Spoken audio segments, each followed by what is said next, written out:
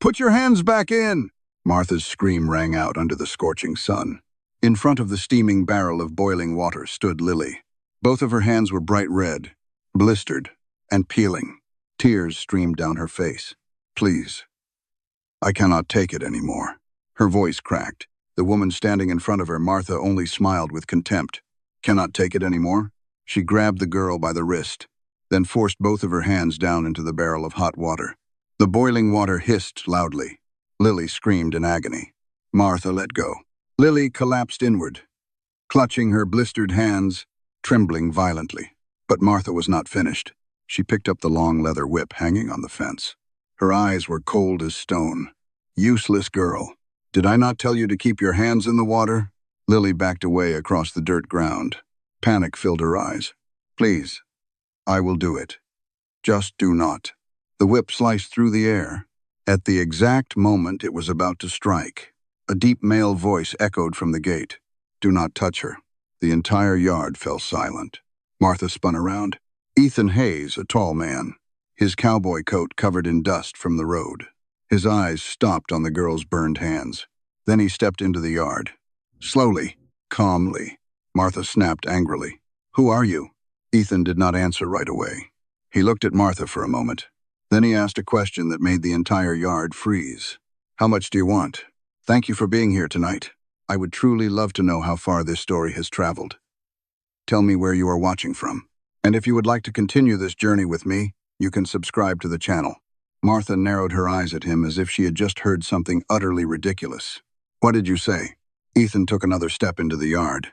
His gaze remained fixed on the girl's blistered hands. He repeated calmly, How much money? For this girl to leave this place? Lily lifted her head. Tears were still on her cheeks. Her eyes were filled with both fear and confusion. Martha let out a mocking laugh. You want to buy her? Ethan did not hesitate. Yes. The heavy heat of the afternoon seemed to press down even harder. From the doorway of the house, a thin man stepped out. It was Frank Carter, Lily's father, but he only stood at the threshold, saying nothing. Martha crossed her arms. This girl is useless. She nudged the washing barrel with her foot. She eats more than she works, and she is always crying. Ethan still did not take his eyes off Lily. How much do you want? Martha looked him up and down. 50 gold coins. It was an absurd price for a servant. But Ethan did not bargain. He slipped his hand into his coat pocket and pulled out a small leather pouch. Then he tossed it onto the wooden table on the porch. The clear clinking of metal echoed as the coins struck each other. Martha opened the pouch. Shining gold coins lay inside. More than 50. Her expression changed instantly. She tied the pouch shut again and shrugged. Fine. She turned to Lily. Get up. From now on, you belong to him. Lily was still kneeling on the ground, trembling. Ethan stepped closer to her. He did not touch her. He only said briefly, Let us go. Lily looked back at the house one last time. Her father was still standing in the doorway. She waited for a word to stop her, but only the red dust drifting in the wind answered. Slowly, she stood up. Her burned hands trembled in front of her chest. Ethan turned and walked toward the gate. After a few seconds of hesitation, she followed him. As they passed Martha, the woman only gave a cold smile. Do not bring her back. The wooden gate creaked as it opened. Ethan led his horse forward. He turned and looked at Lily. Get on the horse. She climbed up behind the saddle, clumsy because of the pain. No one said another word. The horse began walking down the red, dusty road under the blazing sun. Behind them, the gate of the Carter house slowly closed. The horse slowly left the town behind, moving onto the red dirt road that stretched across the dry prairie. Lily sat behind the saddle, her blistered hands held tightly against her chest. Every sway of the horse sent a sharp surge of pain through the burns, like fire stabbing into her skin. But she did not cry out anymore. She remained silent. Ethan, riding in front of her, also said nothing. For the entire long stretch of road, the only sound was the steady rhythm of the horse's hooves striking the dry ground. Lily stared at his back. His old cowboy coat was faded from years of sun and wind. His shoulders were broad and straight. The man sat in the saddle as if he had been born there. But inside her mind, there was only one question. Why did he buy me? She had heard many stories in town. Girls who were sold away. Men who bought them for their ranches. And what happened after that was often worse than the hell they had left behind. Her heart began to beat faster. She leaned back slightly, as if trying to keep some distance between them. Ethan seemed to notice. After a while, he spoke in a low, calm voice. "My ranch is about 2 hours from here." It was the first thing he had said to her since they left town. She did not reply. The road slowly carried them away from the scattered houses.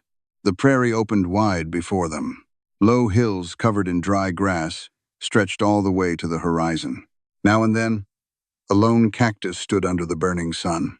After nearly 2 hours of riding, Ethan turned onto a narrow path that led up a hillside. There, a solitary ranch stood waiting. A small wooden cabin, a horse stable, an old water well. No neighbors, no one else. Ethan stopped the horse in front of the porch. He dismounted first. Then he turned to look at the girl. Careful. He helped her down from the saddle. She flinched slightly when his hand touched her arm, but he immediately let go the moment she was standing steadily. He led the horse toward the stable. Then he said, as if it were the simplest thing in the world, "Here, no one will hurt you anymore." The girl stood still in the middle of the yard. The hot wind swept across the prairie. She looked at the wooden cabin, then at the strange man, and inside her a very strange feeling appeared. It was not hope. It was only an empty space filled with doubt, because after so many years living in hell, she no longer knew what a safe place was supposed to look like. The ranch yard lay silent under the harsh heat of the afternoon sun. Ethan Hayes tied the horse to a wooden post in front of the stable, then turned to look at the girl who was still standing motionless in the middle of the yard. "Come inside," he said briefly. Lily hesitated for a few seconds before following him into the cabin. Inside, the wooden house was simple but tidy. A table, 2 chairs, an iron stove, and a single bed placed against the wall. Ethan brought in a basin of water from the well and set it on the table. "Give me your hands." Lily immediately stepped back. The fear in her eyes had not disappeared. Ethan did not seem annoyed. He simply pulled out a chair. "Sit down. If the burns are not cleaned, your hands will get infected." After a few moments of hesitation, Lily sat down. Her trembling hands rested on the table. Ethan dipped a cloth into the cool water and gently pressed it against the burns. The moment the water touched her skin, Lily gasped. She bit her lip to keep herself from crying. Ethan continued slowly, very carefully. He said quietly, "You handle pain rather well." Lily gave a faint, bitter smile. "No, I am just used to it." Ethan paused for a second. "Used to it?" Lily did not answer. But when Ethan gently pulled back her sleeve to bandage the wound, he saw something that made him fall silent. Along Lily's arm were long scars left by a leather whip. Some were old, some were new. A few had not fully healed yet. Ethan set the cloth down on the table. "How long has she been beating you?" Lily stared at the floor. Her voice was so soft it was almost a whisper. "Since my mother died." The room became quiet. Only the wind slipping through the cracks of the wooden door could be heard. Lily continued, her eyes still lowered. "My stepmother, Martha Carter, says I live in her house for free. My father," she stopped. Then she shook her head slightly. "He has never stopped her." Ethan said nothing for a long moment. He turned back and continued bandaging the burns on Lily's hands. His hands were rough, from many years of work out on the prairie, yet his movements were extremely careful. Finally, Lily lifted her head and looked at him. Her eyes were filled with both worry and fear. The question she had been holding back ever since they left town finally slipped out. "You bought me. For what?" Ethan Hayes tied the final knot in the bandage and straightened up. He looked at her for a few seconds. Then he answered in a calm voice, "So you would not have to live in that place anymore." Lily remained silent. She did not know whether she should believe him or not. But it was the first time in many years. No one raised a whip when she asked a question. Lily Carter's first morning at the ranch began with the sound of wind sweeping across the prairie. The summer sunlight slipped through the cracks of the wooden door, casting long streaks of light across the floor of the cabin. Lily woke very early. For the first few seconds, she did not understand where she was. Then the memories of yesterday came rushing back. The house, the barrel of boiling water, the leather whip, and the man named Ethan Hayes. She slowly sat up on the bed Ethan had given her.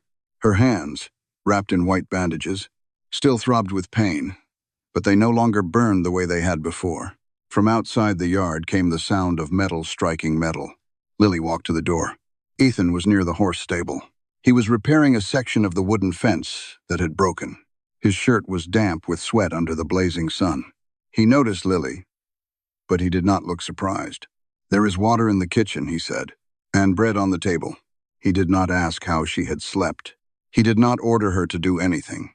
He only said that, then continued hammering nails into the fence. Lily stood still for a few seconds. She had grown used to hearing Martha's shouting every morning. But here, there was only the sound of the wind and the hammer. She turned back into the cabin. On the wooden table was a loaf of bread and a bowl of water. Lily ate slowly, almost unable to believe she was eating without someone forcing her to work at the same time. After finishing, she looked around the cabin. Everything was simple but tidy. A little while later, Lily stepped outside again. Ethan was still working. She stood nearby for a moment before speaking softly. "Mr. Hayes." Ethan stopped what he was doing and turned around. "Call me Ethan." Lily nodded. "Ethan, is there anything I can help with?" He looked at her bandaged hands. "You should rest. But I am not used to sitting around doing nothing." Ethan thought for a moment, then pointed toward the stable. "If you want, you can bring water to that horse." Lily did as he suggested. She carried a bucket of water to the trough for the horse to drink. It was a small task, but it made her feel useful. Throughout the morning, they worked near each other, but they barely spoke. By noon, Ethan returned to the cabin first. When Lily stepped inside, she was surprised to see him using pieces of wood to build a small frame beside the main room. "What are you doing?" she asked. Ethan answered simply, "A room for you." Lily froze. "For me?" Ethan nodded. "You need a place of your own." Lily stood there for a long time. Then she asked, her voice trembling slightly, "Why are you helping me?" Ethan set the hammer down on the table. He looked out toward the prairie for a moment before answering. 3 years ago, I had a wife." Lily listened in silence. "She died from a fever," Ethan said. "And since then, I know what it feels like to lose the only person who stood on your side." The room fell quiet. Lily lowered her head. Tears quietly fell onto the wooden floor. They were not tears of pain. They were something she had forgotten a long time ago. The feeling that someone had finally chosen to stand on her side. The days that followed passed slowly on Ethan Hayes' ranch. One afternoon, as the sun was slowly sinking toward the horizon, Lily was watering the small vegetable garden behind the house when she heard horses approaching. Not one horse, 3. She turned her head. 3 riders were coming into the ranch, dust rising behind them. The moment she recognized the person in front, Lily felt her heart tighten. Martha Carter. Her stepmother sat straight in the saddle, her eyes cold. Behind her were Frank Carter and a large man Lily had never seen before. Lily stepped back several paces. The old fear returned like a storm. Just then, Ethan stepped out from the horse stable. He looked at the riders entering the yard. His expression did not change at all. Martha dismounted first. "Good afternoon, Mr. Hayes," she said with a false smile. Ethan stood still on the porch. "What are you doing here?" Martha crossed her arms. "I came to take back my property." Lily stood behind Ethan, her whole body trembling. Ethan glanced back at her for a second. Then, he stepped down from the porch. "She is not property." Martha gave a mocking laugh. "You think a few gold coins are enough?" She nodded toward the large man behind her. "We changed our minds." The man climbed down from his horse, his hand resting on the handle of a knife. The air in the yard suddenly felt heavy. Ethan slowly placed his hand on the gun at his side. His eyes were as cold as steel. "You already took the money." Martha shrugged. "We want the girl back." Ethan looked straight into her eyes. "She is not going anywhere." A tense silence stretched across the yard. The hot wind blew across the prairie. The man behind Martha glanced at Ethan's gun, then at Ethan's eyes. Finally, Martha let out a cold snort. "You will regret this." She climbed back onto her horse. Frank Carter did not say a single word as he turned his horse and rode away. The 3 riders slowly disappeared down the red, dusty road. Only when they vanished behind the hill did Lily realize she had been breathing hard. She looked at Ethan. You did not have to do that." Ethan turned back toward the stable as if nothing had happened. "Yes," he said simply, "I did." After the day Martha left the ranch, everything seemed to grow quieter. But for Lily Carter, that quiet carried a completely different meaning. For the first time in many years, she no longer lived with the fear that the door would burst open and a leather whip would come crashing down across her back. In the days that followed, life on the ranch continued to move slowly. In the mornings, Ethan woke up very early. As usual, when Lily stepped out of the cabin, he was often already outside in the yard. Sometimes he was chopping firewood, sometimes repairing the fence, or standing beside the trough while the horse drank water. Lily gradually grew used to that rhythm of life. She cooked breakfast, cleaned the cabin, watered the small vegetable garden behind the house. Each task was simple, but to her, they felt like the first steps of a new life. One afternoon, Ethan returned from town carrying several wooden boards. Lily looked at the pile of wood and asked, "Are you going to repair the stable?" Ethan shook his head. "No." He pointed toward the corner of the house. "I'm going to build another room." Lily looked surprised. "For who?" Ethan looked at her as if the answer were obvious. "For you." Lily stood there in silence. "But I already have a place to sleep." Ethan shrugged. "You need a real room." In the days that followed, Ethan began building the small room. Lily tried to help even though her hands were still weak. She held the boards while Ethan hammered the nails, brought water, picked up the leftover pieces of wood. They worked side by side under the summer sun. They did not speak much, but the silence between them no longer felt heavy. One evening, as the red sun was sinking behind the prairie, Lily sat on the steps of the porch. Ethan sat beside her, cleaning his old gun. After a long while, Lily spoke softly. "Ethan," he looked up. "Yes?" She stared out across the field. "Are you not afraid?" "Afraid of what?" "That one day, I might leave." Ethan thought for a moment. Then he said simply, "I do not hold anyone here." Lily turned to look at him. Her eyes softened. "You know," she spoke slowly, "this is the first place where I feel like I am not a burden." Ethan did not reply, but he placed the gun down beside him. Then he looked out at the prairie, slowly fading into darkness. The new room behind the cabin was not finished yet, but Lily was beginning to understand something. This small ranch might be the first true home she had ever had in her life. Summer on the Arizona prairie passed slowly. The long days of blazing sunlight gradually softened as the evening wind began to carry a cool breath from the distant hills. Ethan Hayes's ranch was no longer as quiet as it once had been. The sound of a hammer striking nails, the sound of water being drawn from the well, the rhythm of horse hooves against the dirt, and sometimes the soft laughter of Lily Carter. The small room behind the cabin was finally finished. Ethan closed the wooden door and tested the hinges one last time. "All set," he said. Lily stood inside the new room, looking around. A simple wooden bed, a small table beside the window. The afternoon sunlight streamed through the window frame, spreading a warm golden glow across the wooden floor. Lily touched the new wall with her hand. She had never had a room of her own before. In the old house, she had slept on the kitchen floor, or in the storage shed. She turned toward Ethan. "Thank you." Ethan only gave a small nod. "It is nothing." One afternoon, a few days later, Lily sat on the porch steps looking out across the prairie. A gentle breeze moved through the dry grass. Ethan stepped outside carrying 2 cups of water. He handed one to Lily. They sat beside each other in silence. After a while, Ethan spoke. "You are not someone I bought anymore." Lily turned to look at him.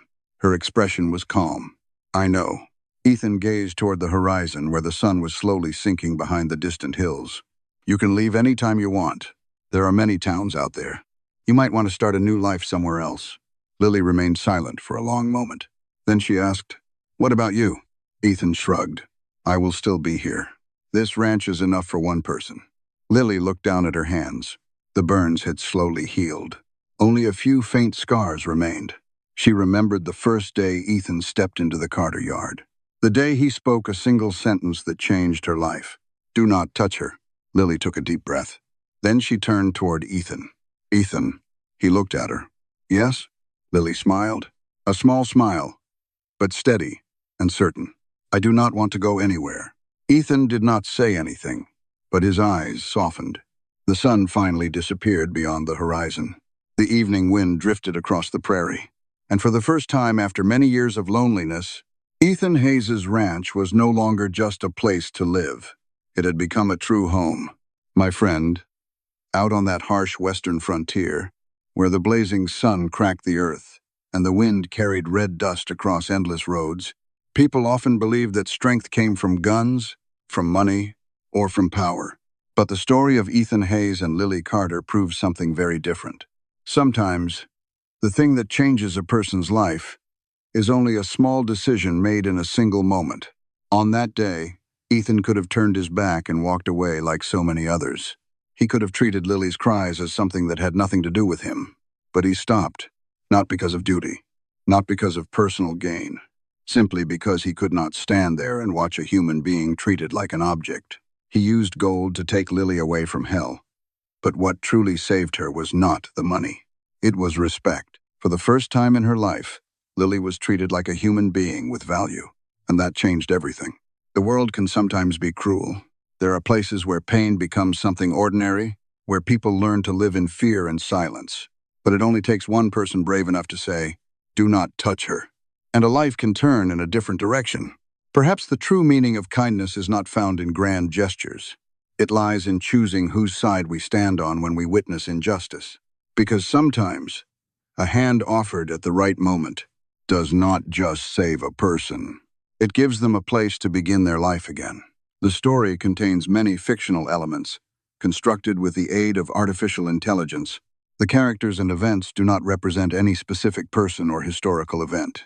All of it aims to recreate the harsh atmosphere of the Wild West, where the law is sometimes in the hands of the strong and every choice has its price. If there is anything true, it is the lessons about honor, compassion, and courage in the face of adversity. Once again, I truly appreciate you staying with me until this very moment. If this story meant something to you, leave the number 1 in the comments so I know you were listening. And if it feels right,